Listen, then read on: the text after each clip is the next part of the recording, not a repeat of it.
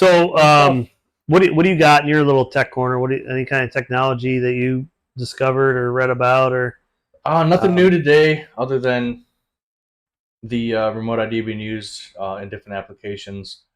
Um, there's a news article that is getting released this week, and that's going to cover different remote ID modules, the good and the bad. I haven't done too much digging myself into that, but I plan on reading throughout the week and hitting it back. I want to go into pros and cons and what is going to be worth it and what's not. If it's a change that we're going to have to make, I'd rather inform on a decent change yeah? instead of just buy the first one that you can find because they're hard to get. Well, so that's what we've discussed. So obviously, Zephyr Systems, we have our own remote ID modules available to consumers. One of which is it plugs in for actual power. So you have to get power off of your flight control computer, whatever it might be. Another one is a battery operated. It lasts about 4 hours on recharge. Uses a USB-C connector to recharge it. So these are standalone systems that you can secure however you want, whether it's sticky tape or Velcro or whatever your method of securing it to your existing drone. So the concept behind that is instead of having to go out and find a drone that's compliant, you can take your existing technology, upgrade it with a remote ID, you're good to go. So we have those, and I'll be honest with you, I mean, we're selling it like we can't keep up. We're back ordered. I think the next order that we'll have go out will be second week of September. Then we'll have another one go out 19th of December. Or September rather, and but we're still taking orders. So we're taking orders right now all the way into October. It's that backed up. So we can't keep up, But we're working on another solution that'll hopefully be, we're always trying to refine it. We're always trying to work on solutions that are going to be a little cheaper, to the consumer. Right now, ours are going for a little over $300 a piece, which is expensive, for an average person. But that's our. We're not really making much money off of it. We don't see it. We're not in business of selling remote IDs. Right. We see it as another opportunity to provide these and make sure people are compliant. But anyways, yeah. So to key in on your point, the back order is real. Yes. It's not easy to get any of these. Yeah, it's difficult. I mean, why waste your money and time trying to get one just to find out that it's not good? It doesn't work with your system. Whatever the case may be, I'd rather have the knowledge of which ones work with what, pros and cons of each one, and then you can make a better decision on what works for you. Yeah, and it really depends on obviously there's different requirements to be to get a declaration of compliance from the FAA, but basically some of them are Wi-Fi, some of them are Bluetooth. Ours actually transmits both. Bluetooth is pretty limited. Ours has its own Wi-Fi chip on it, so it transmits wirelessly, also transmits via Bluetooth. Either way, it is limited range. Again, for people who are looking to be compliant, we have a solution. I don't know whether ours is the best or not. I'm not going to say otherwise. I'm not sure. But I think everyone's application is different. Yeah. You know what I mean? Nice thing about ours is it can be removed. It's its own device that gets registered within Drone Zone, and so realistically, you can transfer that single modular to each drone as you're using. So instead of having to, if you have a fleet of 15 aircraft, to be legally compliant, as long as you're not flying all 15 at once, you can use that same remote ID for all of them. So just something to think about. Yeah. One of the downsides to remote ID is these FPV drones, or the custom built drones, the small ones. Yeah. Now, when we talk about plane sized or things like that, general applications in the program ArduPilot and Mission Planner, not a problem. You already have a decent enough battery source. You have decent enough weight capacity.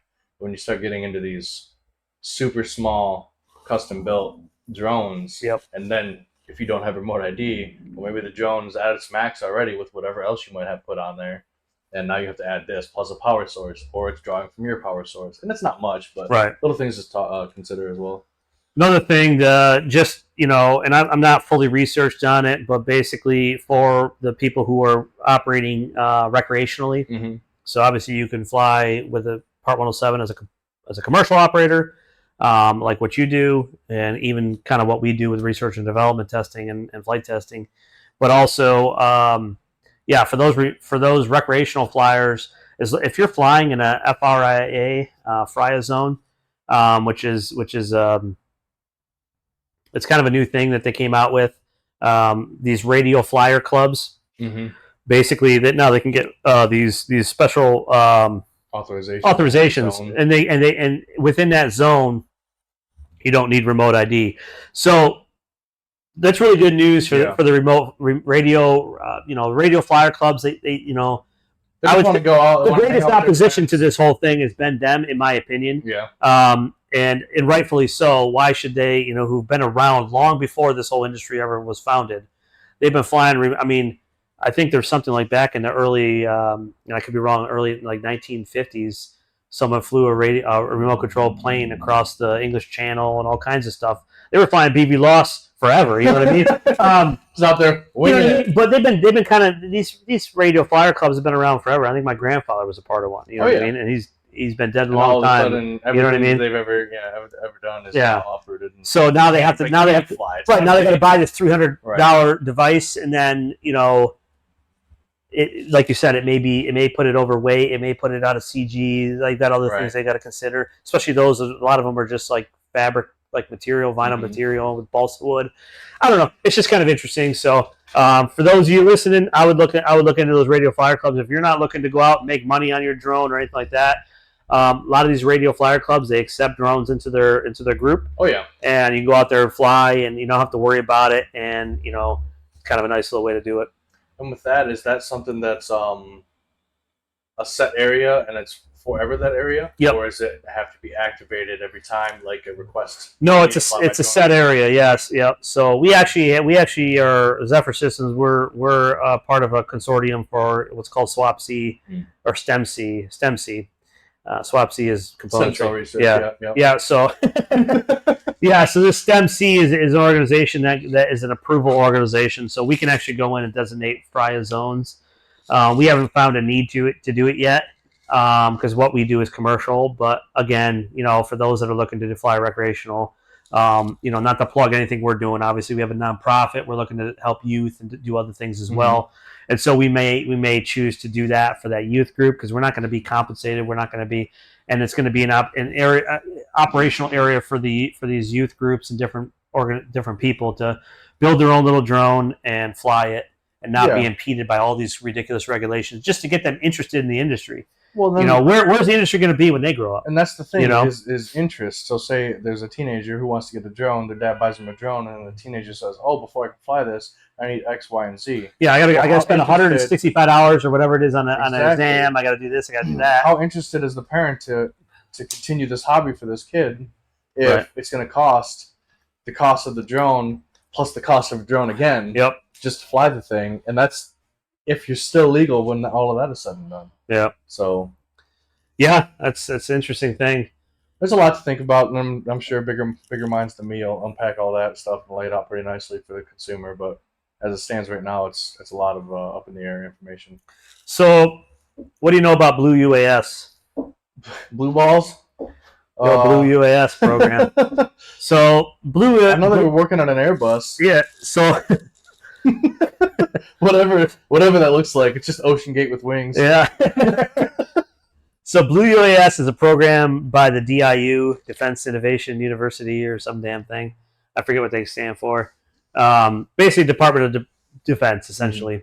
And it's to basically take drones and authorize them, take commercial drones, authorize them. We're blessed off. You're compliant with NDAA. You meet certain requirements. And now government operators can actually purchase them directly without having to go through the contract purchase requests and contracts. Right, they can use a government P card and buy them, right? And so the problem is they're already in Blue UAS 3.0, and they're not even really accepting anyone to go through the process anymore. And people kept saying, "Well, there's a new program going to be coming out." Well, guess what? We got a new program coming out. U.S. Department of Defense to launch the Replicator program. Oh, goodness. So I'll just read quickly, and you guys can look at this on your own. But basically, AUVSI, which is a large unmanned aircraft organization, strongly supports the announcement goals of Replicator to overcome the acquisition challenges and swiftly field capable advanced tools. We are also heartened to hear The initiative will engage the DIU and urge DoD to invest in dual-use commercial and defense systems. AUVSI will continue to work with the Pentagon and leaders across the services and Congress and et cetera. So AUVSI is a very large group that they have lobbying power, to be truthful. AUVSI is in the ears of a lot of the FAA. They're in the ears of a lot of the regulators, DoD, all that stuff. And so I'm actually happy to see that they're going to come out with a new program. They're not giving details on this program. So hopefully it's something that can be accessible. Mm-hmm. So one of the big problems, with one of the ways you can overcome this is to get what's called the type certification, right? So you can get your aircraft type certified, just like every other manned aircraft is out there, right? Which means the FAA has vetted it for safety, for efficiency, for all these different things, and the military will buy off on that, and it's now a purchasable. That's good enough for them, right? That's good enough, but jackasses, But yeah, the problem with that is the cost. I can imagine. It's timely to 1.5 to 3 year process. Technology changes so much by then. Right, by then your product is obsolete. I don't know. It's kind of an interesting thing. There's really only, outside of some military aircraft that get grandfathered in, meaning they were military aircraft first and got a military designation, like the Scan Eagle. Gotcha. The Scan Eagle gets its own type certificate as a result of that. It gets a restricted category type certificate because the military allowed it to become a program of record. Outside of that, there's one aircraft, one UAS that's ever gone through type certification. There's a bunch going through it, mm-hmm. but there's one that I'm aware of that actually got granted it, and it's called the Matternet Matternet. One UAS to rule them all. It's one of your small UASs, similar in size to like Skydio or a DJI Mavic. They were willing to undergo all that cost. I don't see that. Go ahead and do it, and then you forget about it. 3 years, who cares? Right. You forgot. Well, that's the thing. I don't see their sales going through the roof over it either. So, did it pay off for them? I don't know. I wouldn't waste my money on it. No. So, cardboard. Yeah.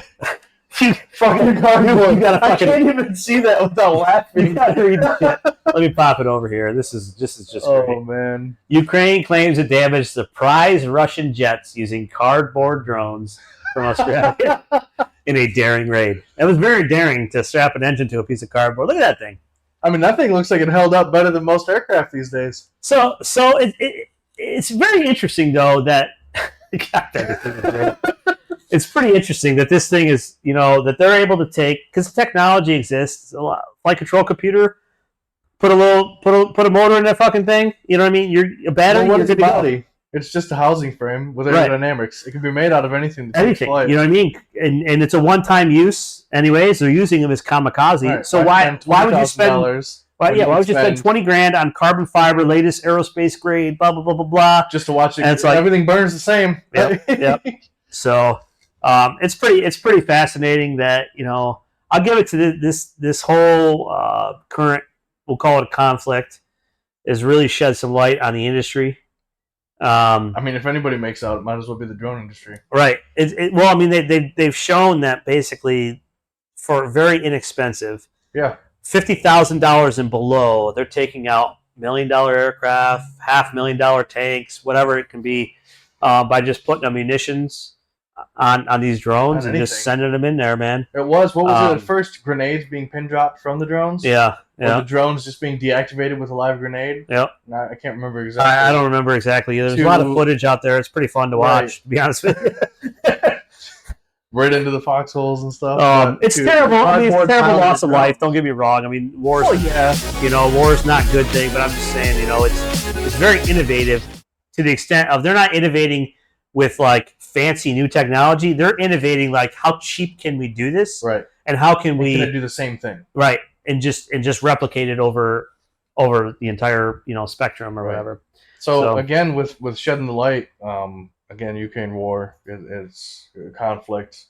It's bad, but the amount of talk on what you said earlier, the use case of drones and the cost savings of using a drone to do current things, it's not going to take jobs away. It's going to shift jobs. All I see jobs doing are shifting from the person physically doing it or multiple people physically doing it, to those multiple people being on a crew to allow a drone, a robot, whatever you want to call it, Right. do the same job. Yep. Whether that's agriculture scanning, whether that's pressure washing houses, or night scanning and putting out fires. Well, I mean, think about it this way: like you send a mortar. Like mortar is a good example. Mortar probably has a very similar range to some of these drones. That maybe not the cardboard one. I don't know.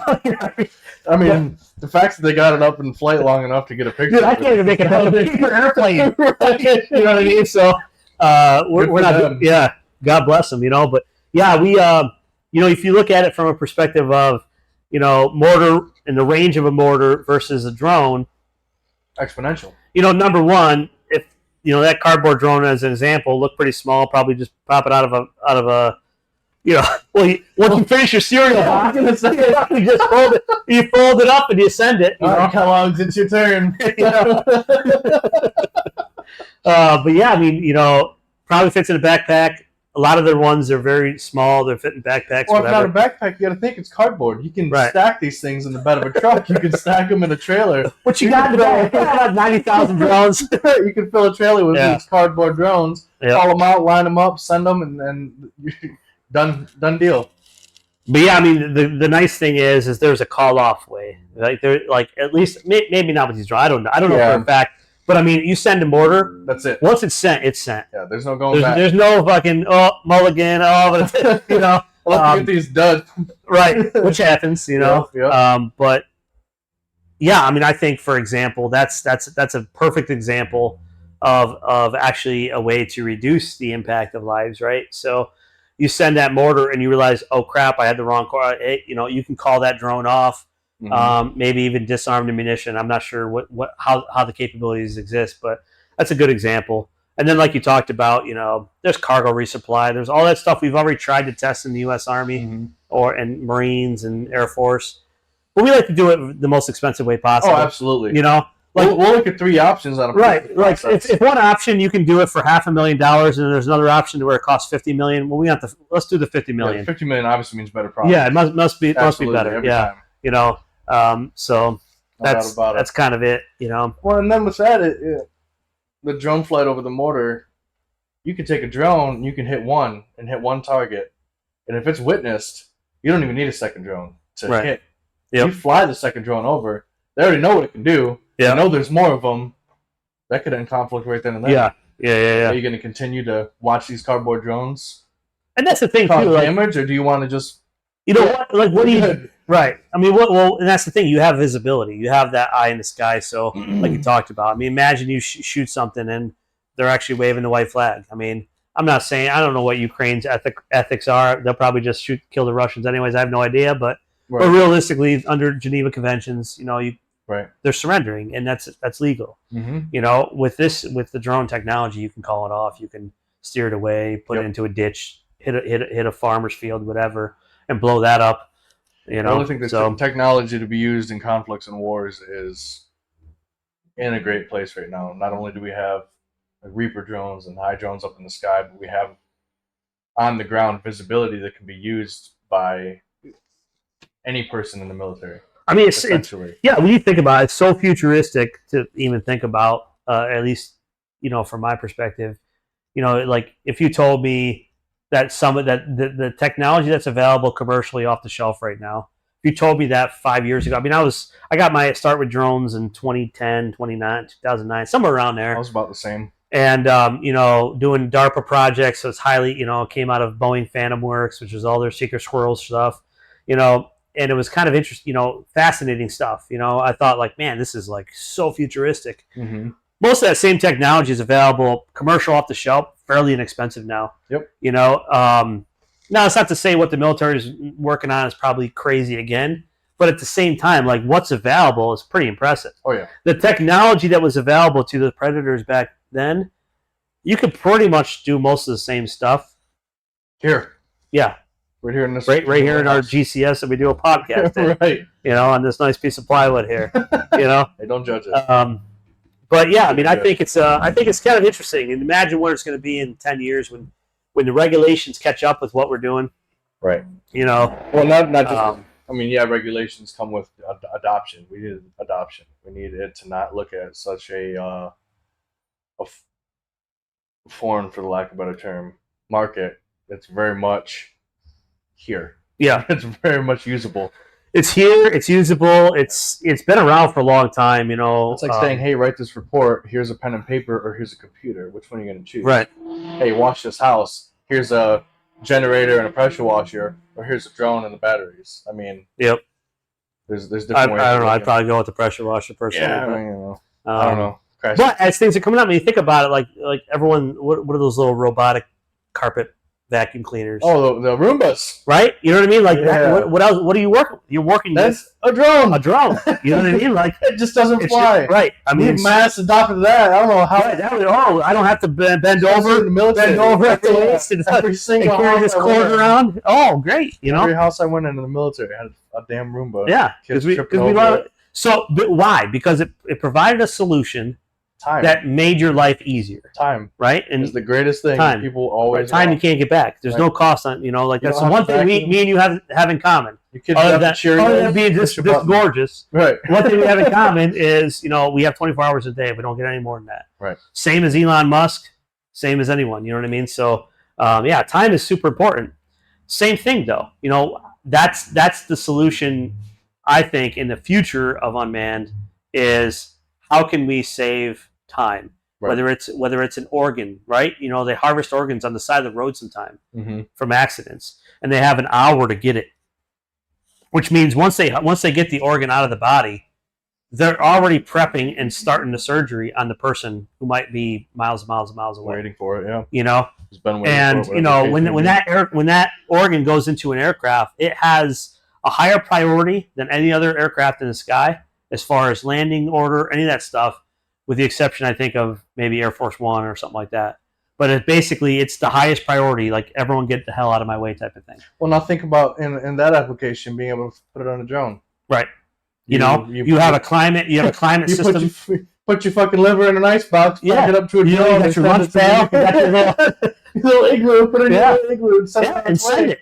And it's Now, obviously, time saving. But like you said, you know, to get there, we need to be at a place where it's acceptable. Right. You know, and the technology needs to be proven more. You know, although I will say I personally don't know of a ton of crashes. I haven't heard of too many. You know, you hear about it. You definitely see it in like the racing world. Yes. You know what I mean? I mean, but these things are going ridiculous. I mean, I'm not even sure how they operate them, to be honest with you. But anyways, I want to talk about a couple current events real quick, and then we'll, you know, finish it out with whatever. But basically, this current event, obviously, we got a couple shows coming up. We may or may not be in attendance. I probably won't be at the Commercial UAV Expo, but we got that going on at Caesars Forum in Las Vegas, September 5th through 7th, so it's right around the corner. Mm-hmm. I attended it last year. It was a great event. You know, I enjoy it because it's nice to see kind of other technologies and what other people are doing out there. At the same time, it becomes kind of a, what's it called, like a fishbowl mentality. Yeah. None of my customers or potential customers are there. So for me, it doesn't make sense to attend. But for those of you new to the industry, have the ability to attend, I would strongly encourage it. It's a great opportunity to network. It's a great opportunity to see new technologies, new platforms that are coming out. It's just cool as hell. It's just cool. And you're in Vegas, you know, highly recommend Brazilian Steakhouse. There you go. You know, all you can eat. Hey, you know, and it's a good event. Myself, my wife, and one of our employees went out last year. It was a really good time. Made some good connections.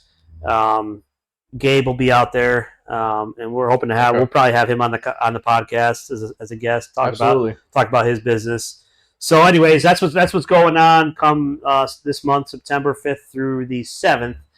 So, for those of you that are attending, we will have probably people from Zephyr Systems out there.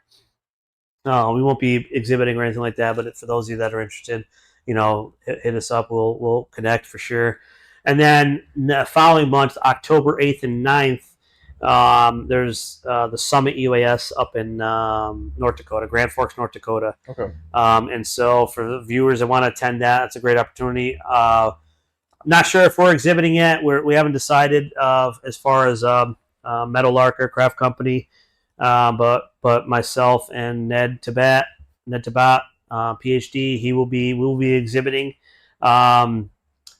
Or I'm sorry, presenting some information. We're one of the speakers at the event, so it's going to be kind of neat. We're going to talk about production, different production trends, and new techniques that could be used, such as digital twins and foundry services, and basically manufacturing 3.0. So I'm not going to give away too much information because I want you guys to attend. I think it's a great event, much more intimate than the commercial UAV Expo, a smaller venue. But what's neat about it is you have greater opportunity to really engage with people. More one-on-one time. Yeah, I mean, for me, having exhibited in some of these places, if you're not a customer, if you're not a potential buyer of our product and I'm exhibiting, and there's millions of other people looking to. I unfortunately can't waste a lot of time on you. Next. Not that you're a waste, but I can't. You know what I mean? Like I owe it. Well, you're there to drive sales, right? I owe it to my my company. I owe it to my employees to engage with people that are going to be potential partners, potential solution providers, things like that. So for just the wheel kicking people, I can't spend much time with this up here. You can spend a little more time. You get more intimate. Yeah. University of North Dakota is they're part of the, part of the small group of universities that is really engaged in the unmanned. I believe they were the first, if not first, one of the first universities that really adopted the unmanned aircraft. Look at them now. Yeah, and they're doing very well. So, anyways, that's kind of my pitch for upcoming things, and we might talk about them post event, things like that. But what else you got? I think that pretty much wraps it up. All right. I don't have anything else to cover, and yeah. All right, like, subscribe, share, do all that kind of crazy stuff, and we'll see you on the flip side. Hell yeah! Catch you later.